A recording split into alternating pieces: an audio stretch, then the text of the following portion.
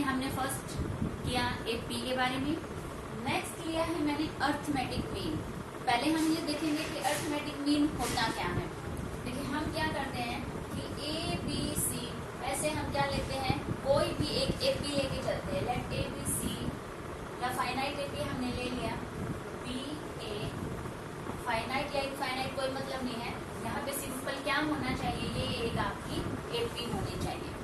AP के अंदर जो हमारे जैसे फर्स्ट 3 एलिमेंट को ही मैं अगर कंसीडर करूं, तो यहाँ पे जो ये बीच वाला एलिमेंट होता है, इस बीच वाला एलिमेंट को हम बोलते हैं अर्थमेटिक मीन।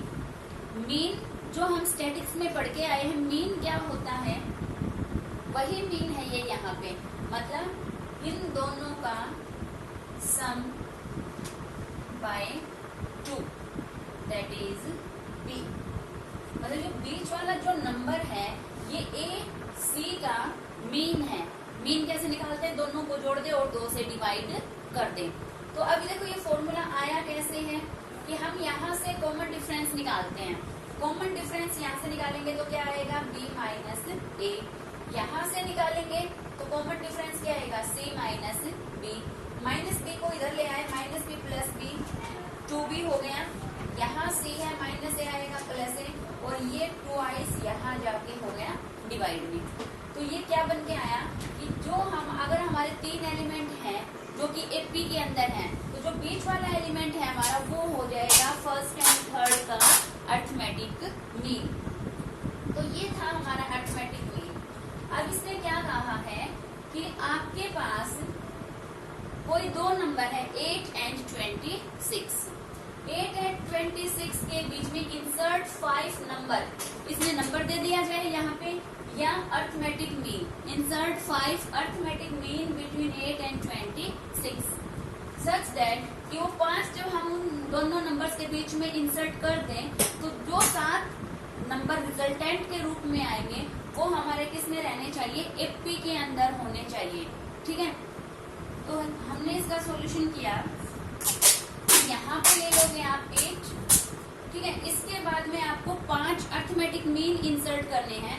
तो अर्थमेटिक मीन को हम रिप्रेजेंट करेंगे कैपिटल ए से, ठीक है। फर्स्ट के लिए फर्स्ट फिक्स लगा देंगे 2, 3, 4 एंड दिस इज 5, और फिर लिख देंगे हम 26 को। तो ये जो 7 नंबर बन के आए हैं ये हमारे आप इसमें हैं, एपी के अंदर हैं, ठीक है।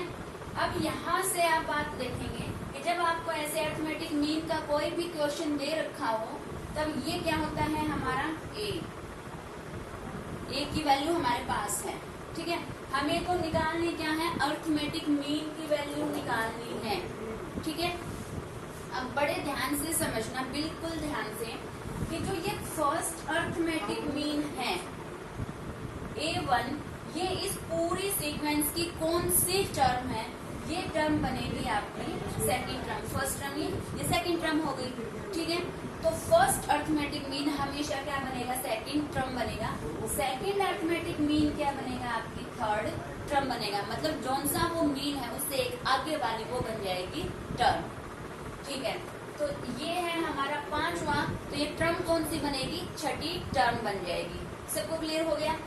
अब ये देखो यहाँ पे टोटल कितने एलिमेंट्स हो गए, ये कौन सी टर्म है, कौन सी टर्म है ये हमारे टोटल 7 एलिमेंट हो गए, तो ये है हमारी 7th टर्म।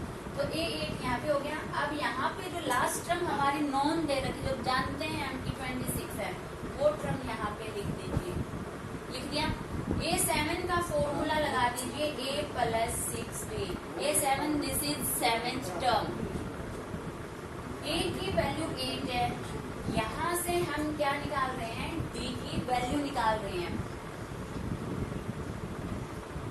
तो यहाँ पे 18 और D की वैल्यू आ गई यहाँ से 3। अब फर्स्ट अर्थमेटिक मीन निकालना है, तो फर्स्ट अर्थमेटिक मीन है हमारी सेकंड टर्म। सेकंड टर्म और सेकंड टर्म का फॉर्मूला है A + D। तो देखो या तो इसको पहले टर्म देखो कि टर्म कौन सी है, फिर उस टर्म का फॉर्मूला हमें आता ही है कि A + D होता है, ये सेकंड टर्म है। या हम सीधा अर्थमेटिक मीन से क्या निकाल सकते हैं कि हमारे फर्स्ट अर्थमेटिक मीन है तो A + D की D का सफिक्स वही आएगा जो कि यहाँ पे है, तो a प्लस 1d। अगर आप निकाल रहे हो a5 तो क्या बनेगा a प्लस 5d, जो उनका मीन उतना ही d के आगे नंबर आएगा। तो a और d अब हमारे पास हैं, तो अब हम पांचों के पांचों अर्थमेटिक मीन यहाँ पर निकाल सकते हैं। इन्हीं को हमें निकालना था लास्ट में, और ये आप यहाँ से निकाल दोगे। सबको क्लियर हो गया होगा। नेक्स्ट हमने क्वेश्चन एक और लिया है, क्या है इसमें, if this number is the arithmetic mean. ये अब की बार हमें अर्थमेटिक मीन गिवन है बिटवीन ए एंड बी, ए और बी के बीच में ये हमारा अर्थमेटिक मीन है। ठीक है, तो हम क्या करेंगे, एक तो अर्थमेटिक मीन इसमें दे रखा है, एक अर्थमेटिक मीन हम अपनी तरफ से निकाल लेंगे। दोनों ए और बी के बीच के हैं, तो दोनों की वैल्यू इक्वल लेके हम इसको सोल्व करेंगे। देखो कैसे करते हैं। लास्ट में आपको निकालना है फाइंड एन, एन की वैल्यू निकालनी है। ठीक है, तो ए और बी के बीच का जो अर्थमेटिक मीन है वो क्या होता है हमारा a प्लस बी बाय 2। दोनों को जोड़ देंगे और 2 से डिवाइड, तो बीच वाला अर्थमेटिक मीन आ जाएगा। और यहाँ पे है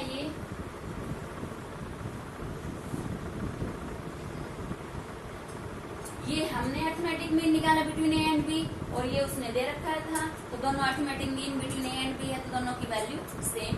अब हम इनकी कर देंगे क्रॉस मल्टीप्लाई।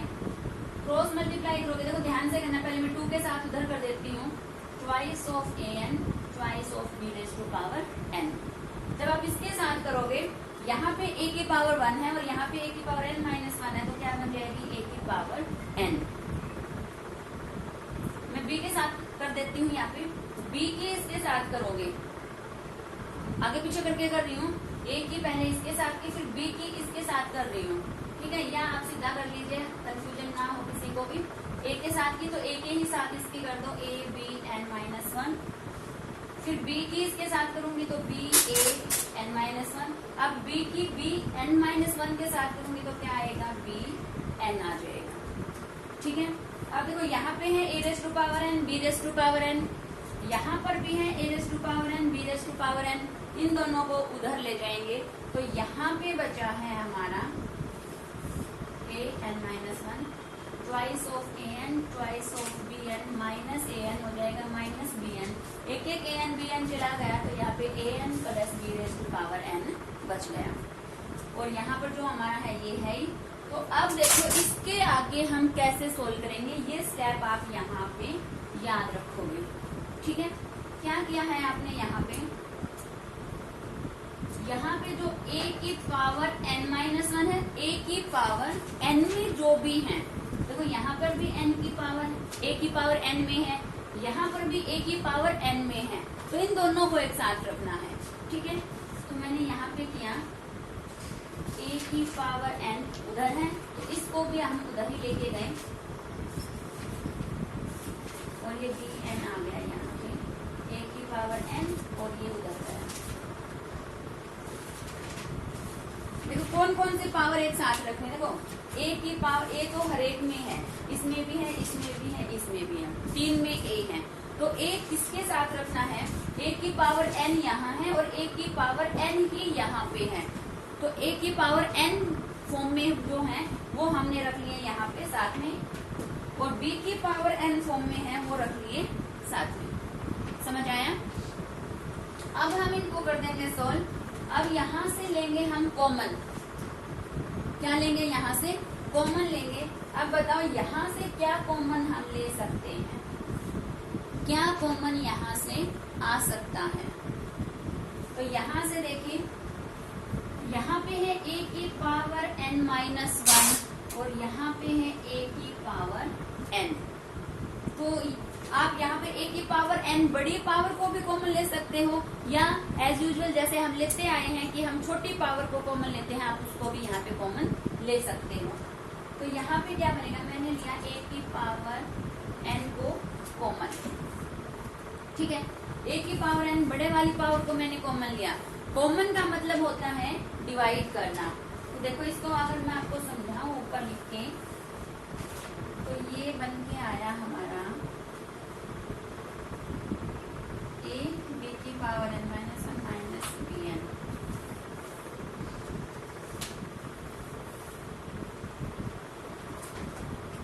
बन के आ चुका है हमारा। अब यहाँ से लेना है आपको कॉमन। अगर आप बड़ी पावर को लेना चाहो तो फिर देखो, बड़ी पावर से जो पावर हम कॉमन लेते हैं उससे हमने हर टर्म को डिवाइड करना होता है। छोटी टर्म को लेना चाहते हो तो आप छोटी टर्म को ले सकते हो। तो आसानी के लिए हमने छोटी टर्म ही ले ली यहाँ से कॉमन, तो bn-1। यहाँ पे क्या रह गया, a। अब देखो n-1 से जस्ट एक टर्म आगे n होता है, तो जब b की पावर n में से n-1 को हम पावर को माइनस करेंगे तो कितना बचेगा हमारा, यहाँ पे 1 पावर बचेगी। दैट इज क्या आ गई, यहाँ पे b आ गया। यहाँ पे a की पावर n-1 कॉमन ले लिया। यहाँ पे क्या बचा, a की पावर n में से a की पावर n-1 निकल चुकी है बाहर, तो क्या बची, a की पावर 1 बची है यहाँ पे। ठीक है, माइनस में यहाँ से ये गया तो क्या बच गया, यहाँ पे b बच गया। ठीक है, अब a माइनस बी से a माइनस बी कैंसिल हो गया। अभी हमारा बन के आया है ये, और इन दोनों से, क्योंकि a और b दोनों अननोन है हमारे लिए, तो यहाँ से आप n की वैल्यू फाइंड आउट नहीं कर सकते। उसके लिए मैंने क्या किया, b को उधर लेके गई, तो b के यहाँ मल्टीप्लाई में हम क्या लगा सकते हैं, 1 लगा सकते हैं। तो 1 के मल्टीप्लाई में है इधर b की पावर को उधर लेके गए तो किस में आ जाएगी, ये डिवाइड में आ जाएगी। मल्टीप्लाई में था, डिवाइड में आ गया, और यहाँ पे कौन रह गया, 1 रह गया। अब a की भी पावर n-1, b की भी पावर n-1, तो ये कंप्लीट की पावर बना दी आपने n-1। अब देखो कि अगर आपको n की वैल्यू यहाँ पे निकालनी है, ठीक है, तो अगर दोनों साइड में बेस सेम हो जाए तो हम n की वैल्यू को फाइंड आउट कर सकते हैं। तो यहाँ पे 1 को मैं क्या लिख सकती हूँ, 1 की जगह पे मैंने लिखा a/b whole raise to power 0, क्योंकि हम क्या जानते हैं कि अगर किसी की पावर 0 है तो उसकी वैल्यू क्या होती है, यहाँ पे 1 होती है। तो यहाँ से 1 को मैंने इस तरीके से यहाँ पे लिख दिया। ठीक है, अब दोनों साइड में बेस सेम है तो पावर आपस में क्या हो जाएगी, सेम हो जाएगी, और n की वैल्यू क्या आ गई, यहाँ से 1 आ गई। समझ में आया कि a और b के बीच में जो अरिथमेटिक मीन दे रखा है वो, उसको हम कैसे लेके चले कि a और b का अपनी तरफ से अरिथमेटिक मीन निकाल दिया, और जो अरिथमेटिक मीन दे रखा था उसको बराबर पुट किया, क्रॉस मल्टीप्लाई करके a की पावर जो n में थी उनको एक साइड करके उनमें से जो छोटी पावर थी वो आपने कॉमन कर ली। और यहाँ पे आपको याद रखना है कि कैसे इनको हम इक्वल करके n की वैल्यू निकाल सकते हैं। आगे करते हैं, नेक्स्ट क्वेश्चन लिया बेटा हमने, इसमें क्या दे रखा है कि 1 और 31 के बीच में m अरिथमेटिक मीन आपको इंसर्ट करने हैं, m अरिथमेटिक मीन। और इसमें एक बात दे रखी है कि जो आपका 7 अरिथमेटिक मीन है और जो आपका m-1th अरिथमेटिक मीन है, इन दोनों का रेशियो दे रखा है 5:9। तो आपको निकालना है m कि कितने अरिथमेटिक मीन हमने यहाँ पर इंसर्ट किए हैं। अब इसके सॉल्यूशन करते हैं। तो जो आपको दे रखा है, यहाँ से देखा कि a क्या है, 1 है। अब मुझे बताओ ये टोटल कितनी टर्म्स हो गई, 1 और 31 हो गई 2 टर्म। m अरिथमेटिक मीन यहाँ पे इंसर्ट है बीच में, तो टोटल हमारे पास हो गए, देखो m ये m+1 m+2, तो हमारे पास टोटल हो गई m+2 टर्म्स। तो ये है हमारी m+2th टर्म, m+2th टर्म है हमारी 31। तो यहाँ से देखो m+2 का फॉर्मूला लगाओ कि इस टर्म का क्या फॉर्मूला है, a+ इसमें से एक कम m-1 करोगे तो क्या बन जाएगी m+1, और इसके साथ में लगेगा b, और ये आ गया आपका 31। a की वैल्यू यहाँ से पुट कर दीजिए, a की वैल्यू आ गई 1 + m+1 b = 31। 1 आपका गया उधर जाके बन गया ये 30। तो यहाँ से जो d की वैल्यू आई है वो है 30/m+1। ये हमारी वैल्यू यहाँ पर आ चुकी है। a की वैल्यू 1, ये है हमारी m+2h टर्म, तो उसका हमने फॉर्मूला लगा दिया a प्लस n-1 करेंगे, इसमें से एक कम करोगे तो m+1 और d, और यहाँ से मैंने निकाल दी d की value in terms of m। ठीक है, अब यहाँ से अब इस कंडीशन को लेके चलते हैं, वहां से तो जितना सोल्व कर सकते थे हमने कर लिया। अब सेवेंथ अर्थमेटिक मीन है। अब सेवेंथ अर्थमेटिक मीन का फॉर्मूला क्या बताया था मैंने, a + 7d। ठीक है, सीधा यू का यू अर्थमेटिक मीन के लिए, क्योंकि ये सेवेंथ अर्थमेटिक मीन है, एट्थ टर्म बनेगी और एट्थ टर्म का फॉर्मूला ये रहेगा a m-1, तो ये क्या हो जाएगा a + m-1 सीधा d, और इसकी वैल्यू दे रखी है 5/9। a की वैल्यू तो हम यहाँ पे 1 पुट कर सकते हैं। ठीक है, और d की वैल्यू हमारे पास ये रही, तो यहाँ से d की वैल्यू पहले क्रॉस मल्टीप्लाई कर देती हूँ, उसके बाद में आप d की वैल्यू यहाँ पे पुट कर लेंगे। अब d की जगह पे वैल्यू जब हम पुट करेंगे, d की जगह आ जाएगा 30/m+1, 1 + m-1 की मल्टीप्लाई 30/m+1 के साथ। अब देखो जो हमारी लेफ्ट हैंड साइड और राइट हैंड साइड हमारी जो बन के आई है यहाँ पे, ये दोनों किस में है, m की टर्म में है यहाँ पे, तो हम इसको यहाँ पे सोल्व कर लेंगे और यहाँ से जो भी m की वैल्यू आएगी वो हमारा यहाँ पे फाइनल आंसर हो जाएगा। समझ में आया?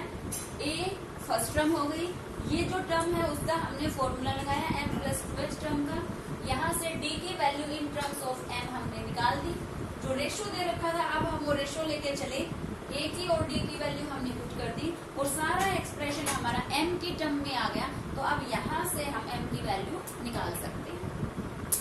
लास्ट आज क्वेश्चन लिया हमने, यहाँ पे बिल्कुल ध्यान से देखना इस क्वेश्चन को। The difference between any two conjunctive interior angles of a polygon. कोई भी पॉलीगन है हमारे पास, उस पॉलीगन के जो इंटीरियर एंगल्स का डिफरेंस है वो है 5 degree. If the smallest angle is 120 degree, जो पॉलीगन है उसका स्मॉलेस्ट एंगल क्या है, 120 डिग्री है, तो ये मैंने मान लिया मेरा सबसे स्मॉलेस्ट एंगल है, तो a मान लिया इसको। क्या मान लिया हमने इसको, a। अब हर एक एंगल में जो इससे आगे वाला एंगल, जो इसका कंजक्टिव एंगल, कंजक्टिव मतलब जो इससे नेक्स्ट जो एंगल है उन दोनों का डिफरेंस कितना है, 5 डिग्री है, तो यहाँ पे अगर ये a बना दिया मैंने, तो 5 क्या बन जाएगा हमारा, d बन जाएगा। तो कॉमन डिफरेंस कितना हो गया हमारा, 5 का हो गया।